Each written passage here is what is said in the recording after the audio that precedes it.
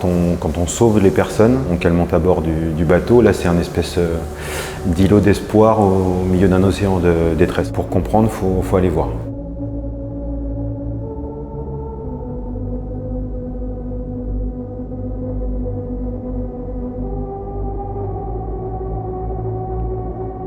L'idée, en tout cas, en allant là-bas, c'est de rendre les choses visibles, de raconter ce qu'on raconte pas. C'est 1 mois, 2 mois de reportage pour le financer. Moi, je le finance tout seul.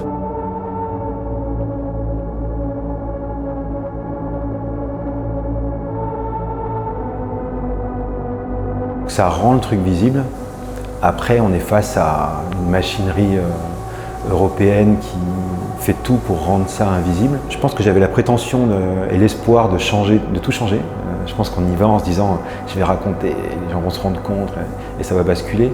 Totalement illusoire, mais je pense qu'il faut avoir cette foi-là un petit peu dans ce qu'on fait. Et maintenant, je sais que si je ne le fais pas, c'est encore pire, donc il faut continuer à le faire.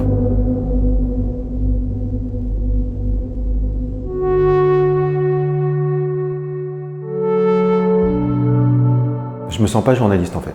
Enfin, pas dans le sens où on l'entend en ce moment.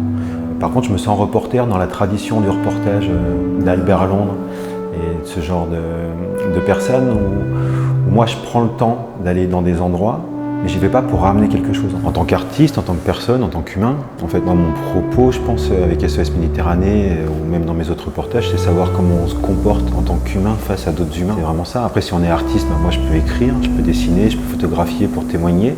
Après, si on est juste un simple citoyen, on peut juste tendre la main, porter un regard un peu plus bienveillant.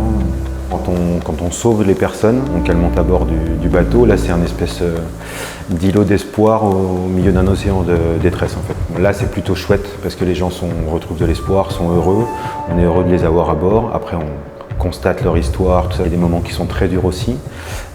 Après effectivement le moment où ils débarquent à terre, nous c'était en Sicile, et quand on voit l'accueil qu'ils ont en Sicile, eux ils espèrent arriver en Europe et que leur vie va enfin décoller et que ça va bien se passer. C'est pas le cas.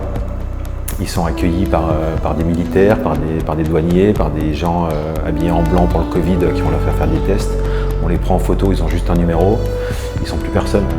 Et puis le décor, c'est pas des arbres chargés d'argent en fait. Derrière c'était une décharge avec une main de fer qui prenait des carcasses et qui les mettait ailleurs. Comme ils allaient prendre les gens pour les mettre ailleurs dans des camps. Et pour moi c'était intenable en fait. Rester 1h30 je crois à les regarder partir et à pleurer sans pouvoir bouger. Ça c'était vraiment dur. J'ai bien retranscrit la chose à l'époque. Quand j'étais sur le bateau, je faisais des articles qui étaient plutôt des articles en texte, où j'illustrais en plus avec des photos sur place ou des dessins.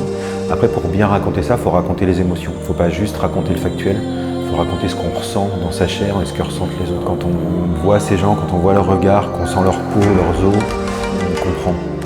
on comprend vraiment autre chose. J'imaginais avant de partir et j'ai compris en étant là-bas. Il y a des moments où je sombrais.